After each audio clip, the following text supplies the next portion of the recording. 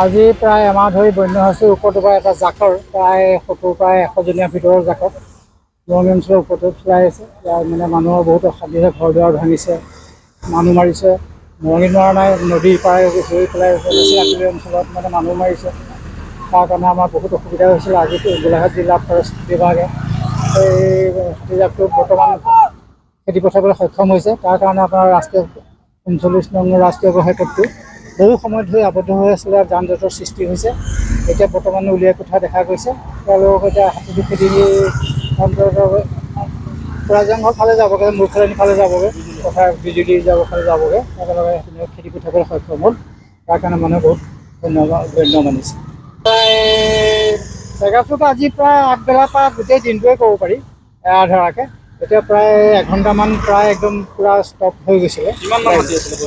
আছিলে প্ৰায় 70 পৰা 100 ভিতৰতেই হ'ব।